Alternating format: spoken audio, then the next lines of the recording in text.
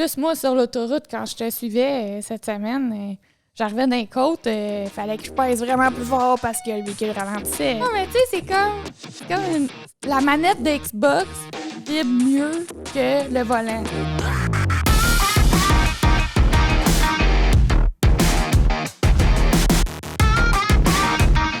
Bienvenue au Talk Podcast. Mon nom est Joel Torque. Moi, c'est Eve Torque.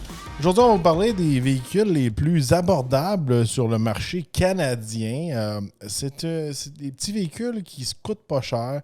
Ça s'en vient de plus en plus rare.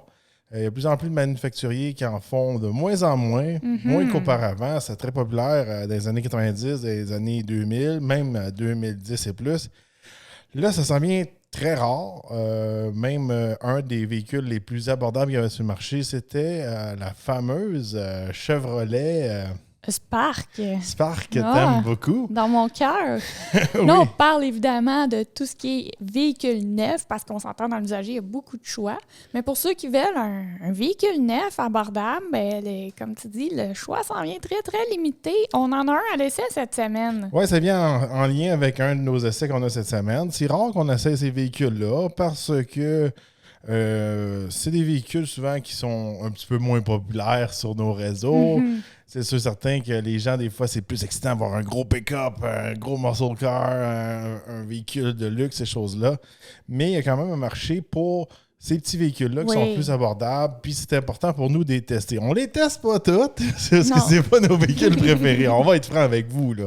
C'est sûr certain qu'on aime ça, essayer des véhicules qu'on aime, puis qu'on apprécie puis qu'on pense aimer. C'est sûr et certain, quand on tombe dans des véhicules plus abordables comme ceux-là, on tombe vraiment dans notre job de asseyeur d'auto. Vraiment des reviewers, des chroniqueurs automobiles. Ouais. On fait ça pour vous donner notre feedback. Ça prend la logistique aussi quand on essaye ces véhicules-là. Là. Dans le contexte, se promener, mettons qu'on aurait juste le Chevrolet Spark, là, j'ai toi, on a 3 enfants. Ça rentre pas très bien tout dans le Chevrolet Spark. On a notre Yukon pour ça. Là. On ne dépend pas des véhicules de presse. Non. Mais par contre, là, j'ai regroupé tous les véhicules les plus abordables. Juste vite fait, je vais dire c'est quoi dans la liste. On part vite fait, puis on va donner un peu notre impression. Il y a des véhicules là-dedans qu'on n'a pas essayé, mais on en a d'autres qu'on a essayé. Dans la fameuse liste, il y en a environ 7. OK? Avant, il y en avait 15. Il y en avait plus. beaucoup. Là. Oui. D'abord, Toyota Corolla part à 25 000 $. Assez dispendieux dans ce coin-là, puis pas aussi petit que ce qu'on peut s'attendre pour les véhicules abordables. Corolla, on en a déjà essayé brièvement. Moi, j'étais extrêmement pogné, j'avais vraiment pas aimé ça. Puis le basse descendait pas. Là. C'est un gros gabarit. Corolla, c'est pas pour vous. Là. C'est la seule chose qui m'avait marqué, puis juste pour moi, j'étais pas capable de vivre avec ce véhicule-là à cause de ça. Oui. Mais c'était le banc passager qui descendait les pas. Deux, T'étais à côté dans le plafond. Je rentrais pas. On a en deuxième position, on a une autre position, un très abordable. Là, on n'a pas essayé. Le Kia Niro qui part à 17 445 $. Quand même. Véhicule vraiment de base, hatchback, tout ça. De ce côté-là, ça a l'air quand même basic comme voiture, vraiment abordable. Je pense que c'est un des plus abordables que sur le marché. On a aussi la Kia Forte qui part à 20 000 $, alors 20 395 $. Celle-ci, elle offre un peu plus de style, un peu plus d'équipement, mais quand même, il faut se dire que dans ces budgets-là, quand on passe de 17 000 à 20 000 ou à 22 000, c'est un gros gap dans cette catégorie-là. Oui. Par la suite, on a aussi la Hyundai Elantra. Ça, c'est quand même une grosse voiture pour le prix. Elle part à 22 953 $. C'est sûr et certain, on a toujours essayé des véhicules qui étaient des versions de l'Elantra qui étaient très bien équipées, comme l'Elantra N, la N-Line, etc. Mais en gros, un design intéressant, puis c'était quand même bien sur la route. Oui. Puis il y a aussi la Mazda 3. Celle-là, on n'a pas essayé. Puis une des plus abordables, c'est la Mitsubishi Mirage. Mitsubishi Mirage, là, on tombe vraiment dans le style Chevrolet Spark, ces choses-là. Très petit, très compact, très abordable. Et finalement, le modèle qu'on a laissé cette semaine, la Nissan Versa, qui part à 18 298 $. Un petit peu moins compact que peut-être une Rio ou, encore une fois, la Mitsubishi. Comment je pourrais dire? Je suis surpris de comment que l'habitacle est spacieux. Oui, c'est ça. Justement, je voulais l'aborder. Parce qu'on a 2 véhicules à l'essai cette semaine. Moi, je me suis promenée un peu plus avec la Versa. Puis un des points que j'ai remarqué, puis on s'en attend pas, c'est un petit véhicule, on s'entend. Là. Juste quand je suis allée chercher le véhicule de presse, j'étais parquée bien tête entre 2 autres autos. J'ai réussi à me sortir, me faufiler. Tu sais, c'est un petit véhicule qui passe partout. Puis j'ai été vraiment surpris parce que, premièrement, toi, t'as dû t'avancer pour conduire l'auto. Oh ouais, si je recule le banc complet... Il touche pas aux pédales. Je touche aux pédales, Ouais, mais pas si pour conduire, je suis un petit peu loin. Puis les enfants en arrière, ils n'ont pas les jambes à côté dans le banc. Puis mon bébé, il a en masse de place dans son siège de bébé. Il accote pas non plus dans le banc. Fait que pour un petit auto abordable, en plus, il y a de l'espace pour amener les enfants. Tout le monde était quand même confortable. J'ai été vraiment surprise. Il y a quand même une bonne valise aussi. Oui, aussi. Tu sais, quand on tombait dans la Chevrolet Spark, c'était pas... On pouvait pas emmener 3 personnes en arrière. Au milieu, c'était comme du plastique. Ouais. Moi, quand je m'assieds à l'arrière, la suspension a écrasé. Je t'avais traumatisée de ce véhicule-là. Moi, je l'aime pas pantoute. Tu l'as conduit. Ça, c'est un des facteurs. On peut tomber là-dessus. Tu sais, quand on tombe dans ces budgets-là, on va dire que le budget, c'est 14 000 à 22 000 Mm-hmm. C'est sûr, certain, on a beaucoup d'options côté usager.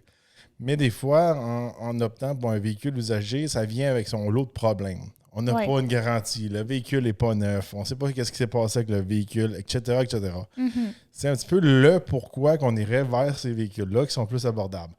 Mais par contre, ces véhicules-là qui sont plus abordables, il faut faire certains sacrifices. Oui. Tu sais, c'est pas les véhicules les plus performants. C'est pas les véhicules que tu te sens le plus en confiance sur le chemin. Toi, tu me l'as dit, quand tu avais conduit la Spark, tu étais stressé quand même sur le chemin. Non, mais là, je vais mettre en contexte. Là. Il y avait le déluge. J'étais pognée entre des vents de 53 pieds. C'est comme, là, on dirait que je suis au pire, mais moi, en baissé qu'à pédale avec un tempo toute la tête, là, je me sentais comme ça. Puis quand je t'ai arrêté de mettre du gaz, puis là, c'était la petite chose à gaz qu'on dirait que je tirais sur une bob épine. Ça a fait un bruit de bob épine, genre, toing! Là, j'étais comme, OK, là, est-ce que je vais me rendre chez nous? Je ne sais pas. Mais en tout cas, c'est des bons petits véhicules pour quelqu'un, mettons, qui reste en ville, qui ne sort pas quand il y a un déluge, puis qui a besoin d'espace restreint, qui vit tout seul ou avec un conjoint, que vous êtes des personnes de 5 pieds. Des choses comme ça, c'est super. Mais tu sais, la Spark, elle avait pas plus d'utilité. Je veux dire, j'aurais choisi tellement d'autres modèles avant celui-là. Ouais. Puis, la Versa est comme... Ça dépend aussi de votre background pour ce type de véhicule-là. Moi, je trouve que c'est des véhicules qui sont bien adaptés, des gens qui vivent en ville, des conducteurs qui commencent à conduire. Alors, que vous venez juste d'avoir votre permis de conduire, puis c'est votre première auto, puis vous voulez avoir quelque chose de neuf. C'est une très bonne alternative. Puis aussi, des fois, les personnes âgées que, regardez, ils veulent avoir quelque chose de pas cher, qui reste stationné, puis que c'est pas compliqué, puis ça leur coûte pas trop cher. C'est bon dans ces cas-là. C'est sûr, certains, vous êtes un enthousiaste, vous êtes habitué à conduire du 400, 500, 700 HP, comme nous, comme moi surtout, qui est junkie d'horsepower. C'est lent, c'est très lent. Là, c'est drôle parce que cette semaine, on a littéralement, je pense que, juste dans la saison jusqu'à présent, là, peut-être qu'on va avoir d'autres véhicules, là, mais je suis pas mal sûr qu'on a le véhicule le plus lent et le plus rapide en même temps. Oui. C'est le jour et la nuit. On a une Kia V6 GT qui est extrêmement rapide. Ah ouais. C'est très dur de gager un peu la vitesse de ça. On va en parler en profondeur dans le prochain épisode. Là. Mais c'est quand vous êtes habitué à une certaine performance, quand on décolle à des coins de rue, question de timing, tout ça, il faut tout recalibrer votre cerveau si vous êtes habitué avec une voiture normale ou une voiture un petit peu plus puissante. Quand la voiture est vraiment lente comme ça, des fois, embarquer sur l'autoroute, des fois, de faire un dépassement, c'est impossible. Ah oui. Mais juste un matin, je vais donner un exemple. Je m'en allais porter la petite pour se faire garder.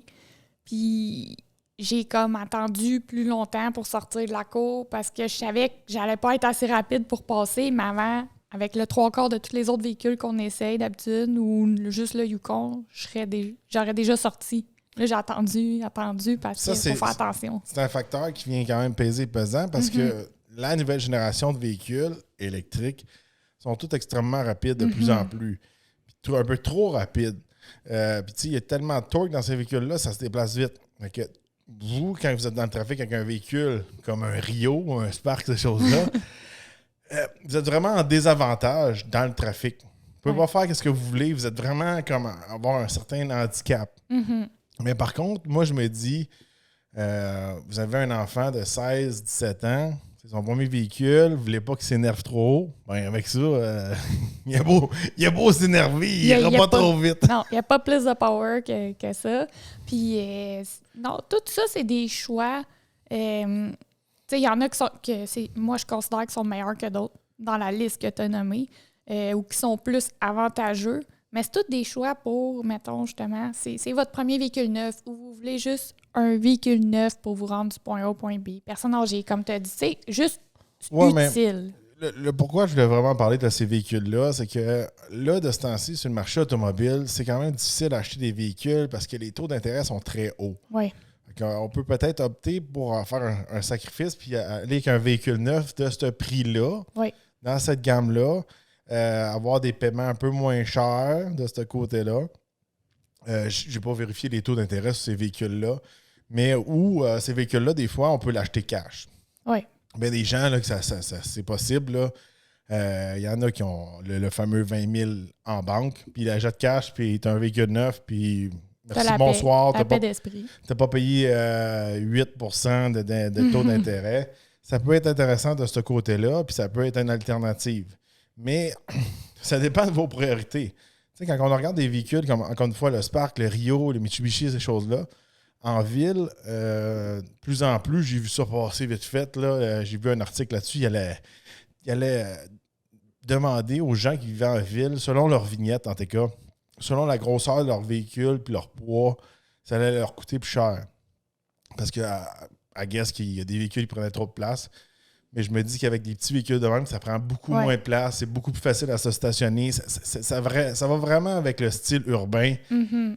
Même sur papier, ces véhicules-là font beaucoup de sens. Côté, tout comment ils sont fabriqués, ils sont pas populaires. C'est pour ça qu'on les voit disparaître de plus en plus. Ouais. Les gens veulent des plus gros véhicules, des plus beaux véhicules, les plus confortables, plus pratiques, etc., etc. C'est pour ça qu'ils éliminent de plus en plus.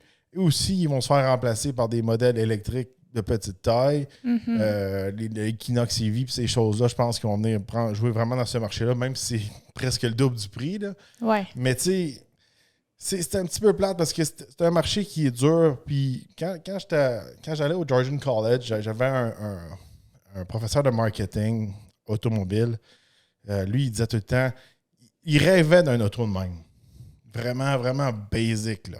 Petit moteur de base, petite transition de base, c'est juste un radio, même pas des vitres électriques.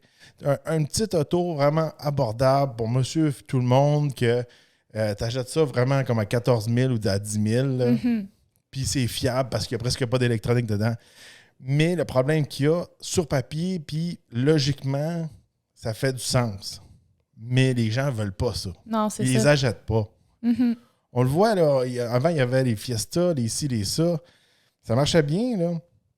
Puis c'était populaire. Là. Moi, au début, là, quand il avait sorti Fiesta chez Ford, j'étais comme, c'est bof, un Fiesta. Mais tu sais, quand ils ont commencé à faire des Gymkhana avec Ken Block, là, la Fiesta, du jour au lendemain, est devenue cool. Ah ouais. Puis moi, je sais pas si vous avez déjà conduit ça. J'ai conduit, moi, une Fiesta ST, puis c'était très le fun à conduire. C'était très satisfaisant.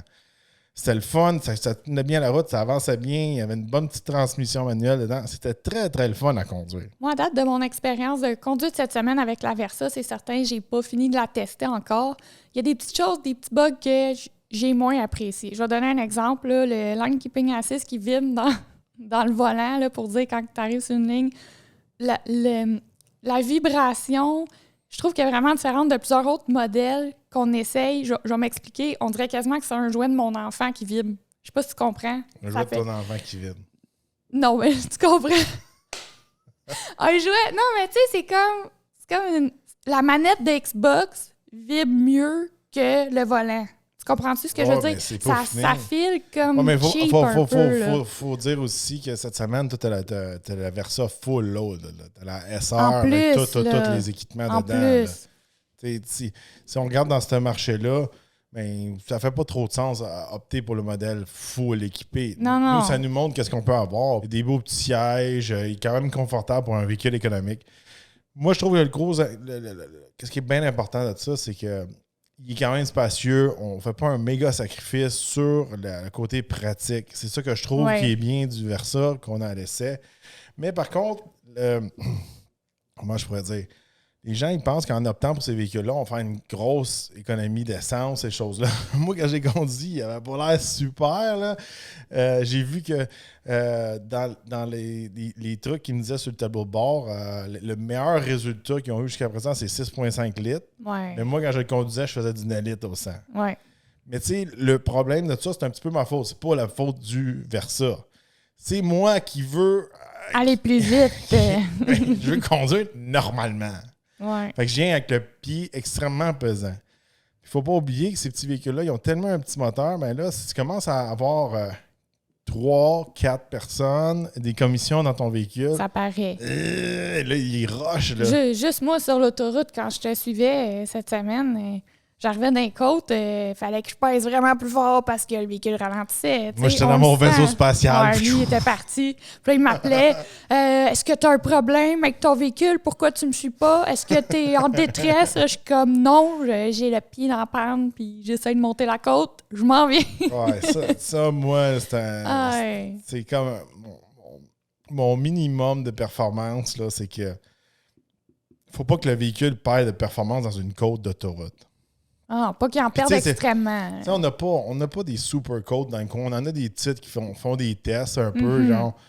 Mais on n'a rien de super agressif. Oui, il y a certains gros camions dans la côte qu'on parle, ils ont de la misère quand ils sont chargés fort ou quand ils n'ont pas pris leur élan comme il faut, je pourrais mais dire. là, attends, là, quand que moi, je t'égale au camion qui est ces 4 flashers montés à la côte, je suis pas capable de le dépasser, c'est next level. Non, mais moi, je me sens pas en sécurité. Non, c'est ça. C'est si à un moment donné, tu essaies de dépasser, puis là, tu n'as plus de jus, puis là, tu commences à ralentir, puis là, il y a un autre gars en arrière de toi, puis là, l'autre qui est à côté de toi, il commence à aller plus vite que toi, puis l'autre dans le cul, il fait comme, qu'est-ce qu'il fait, lui, avec sa guenille? Hein? Il avance pas. Puis là, t'as Jules qui est parti là, à l'autre bout, là, qui vole qui est dans le ciel avec sa Kia électrique. À vitesse lumière. Hey, quand même, là. T'entends le vent fendre au loin. Ouais, oh non, c'est quelque chose. Mais sans niaiser, enlève ça. Tu sais, il faut que les gens qui achètent ce type de véhicule-là aient conscience que, regarde, ton véhicule, il a moins de performance. Tu dois le conduire de manière très douce, sinon tu n'auras pas d'économie d'essence supplémentaire. Mais par contre, si tu optes pour ce véhicule-là, qui est un bon budget et tout, puis là, je parle, mettons, dans le cas de la Versa, tu as beaucoup de place, tu peux en masse asseoir 2 enfants, puis tu as une bonne vallée. Si tu peux vivre aisément avec ce véhicule-là, si tu n'as pas besoin d'ultime performance, comme Jules, comme moi. Oh oui, mais tu sais, juste donner un exemple, je sais pas si, je pense sûrement les enfants ont autant d'espace pour les jambes, mettons, dans la Versa que la Kia V6, qui est un VUS sport. Mm-hmm. Non, c'est ça qui est surprenant. Fait que c'est très bien fait de ce côté-là. C'est une petite auto pratique. Mm-hmm. Tu sais, c'est sûr que je trouve qu'elle est un peu comme étroite, elle n'est pas large, puis elle est comme un peu plus au terre. On dirait que tu vas... tu ballottes un peu, là. Si tu la pousses un peu trop dans une courbe, tu vas flipper. Là. Ouais. Mais ça aussi, je te l'ai dit, là. Quand je la poussais... Il n'y a pas juste ça aussi. Tu sais, il y a aussi, regardez là, c'est pas pire, on est rendu au printemps, mais en conditions hivernales, des fois, quand tu manques de jus, des petits trous, ces choses-là, c'est vraiment, tu sais, je pense que c'est dans des moments du marché comme présentement que là, les taux d'intérêt sont chers. Des fois, là, les gens qui veulent changer, ils veulent pas se ruiner ou peut-être avoir un véhicule en attendant, mais qui est haineux. C'est un pensez-y bien. Ouais. Moi, je pense que si vous êtes quelqu'un qui n'est pas passionné, puis la conduite puis la puissance, c'est pas important pour vous, puis juste un petit auto pratique, quand même confortable, ça fait un job en masse. Oh oui. Mais par contre, si vous êtes un petit peu plus passionné, c'est sûr certain, côté usager, vous avez en masse de choix là, avec un budget de 20 000 là.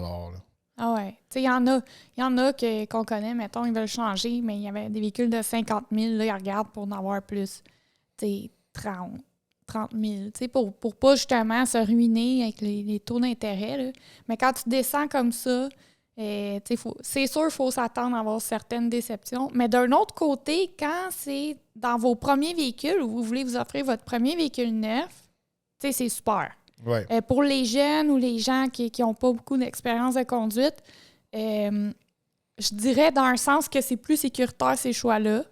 Parce que justement, ils n'ont pas la chance, s'ils veulent s'énerver avec le véhicule, de vraiment s'énerver. Oui, je comprends ce que tu veux dire, mais aussi, tu sais, c'est sûr certain qu'il y a des alternatives. Tu sais, on peut aller dans des petits VUS. Je sais que le Chevrolet Equinox, il part pas cher. Et on peut l'avoir environ dans les 25 000 si je me rappelle bien, vraiment de base. Là, c'est sûr certain, on remonte de 10 000 à comparer d'un Rio. Là, mais tu sais, moi, je pourrais dire, regardez, à mon avis, à moi, là, à part si vous vivez vraiment en ville, là, tu sais. Faites pas d'autoroute et de gros trafic. Faites juste du viroyage en ville. Oui. J'irais pas plus petit qu'un Versa. Non. Des Rio, des Mitsubishi Mirage, là, ou encore le fameux Chevrolet Spark qu'on a déjà essayé, c'est beaucoup trop petit. Moi, l'affaire que je trouve, c'est que le véhicule en tant que tel, comme tu dis, sur papier, tout le kit fait du sens. Tout est beau, mais en conditions routières, avec... Des fois, c'est pas vous autres. Hein? Vous conduisez votre véhicule. Ouais, mais je suis prudent. Ouais, mais moi, je fais attention. Peut-être que vous êtes prudent. C'est les autres autour. Mon père me l'a toujours dit. Il faut toujours que tu conduises pour les autres. Parce que si toi, t'es intelligent, ça veut pas dire que tout le monde est brillant autour de toi. Hein? Fait que quand tu conduis pour les autres, puis tu fais attention, puis quand tu es dans un petit véhicule, s'il arrive quelque chose ou un accident ou peu importe, des fois, c'est plus tough là, avec... quand tu as un petit véhicule versus tous les autres qui sont rendus en VUS, là. Tu comprends? Ça ne pas pareil. Là. Non, c'est sûr et certain. Puis même tantôt, il y avait un Super Duty qui me suivait de proche. Là. Puis moi, je garde toujours conscience en tête. Il y a pas beaucoup de gens qui font ça. Ma puissance de freinage. Oui. Ça aussi, c'est pas un game en électrique. Tu sais, c'est pas nécessairement en électrique. Ça peut être moindrement que tu as un modèle vocation sportive avec des gros freins. Tu sais, comme là, j'avais la V6 GT. De nature, un électrique, ça ralentit plus vite quand on lâche le gaz.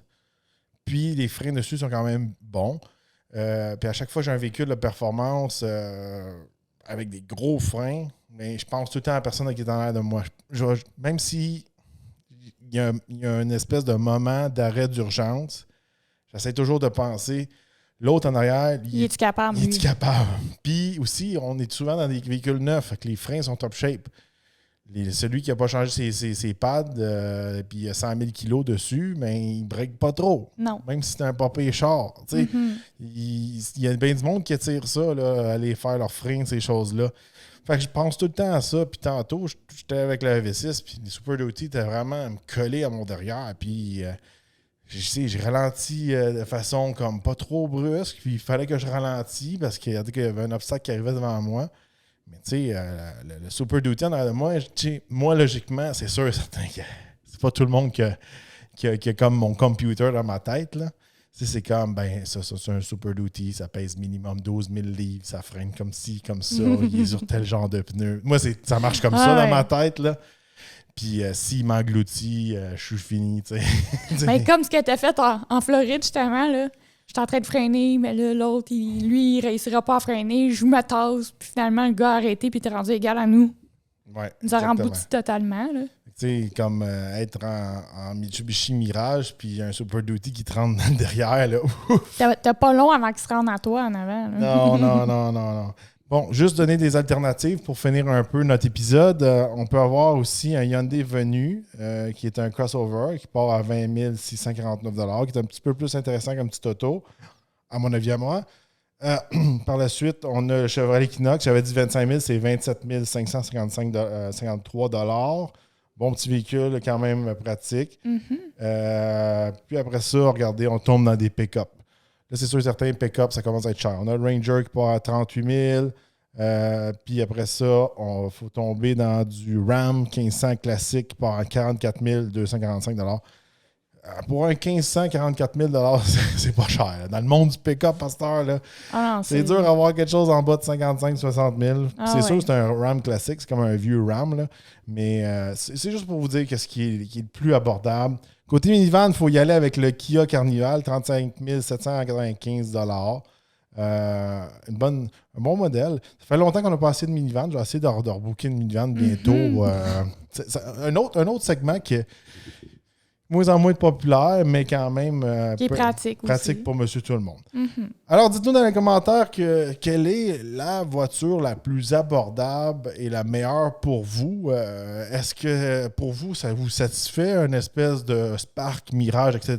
Vous êtes un peu comme nous, un peu, là. Versa, c'est un petit peu le plus petit que vous pourriez considérer. Fait que dites-nous dans les commentaires, véhicule neuf ou usagé, dans ces budgets-là, pourquoi vous iriez. N'oubliez pas de liker et partager et on se retrouve dans un prochain podcast.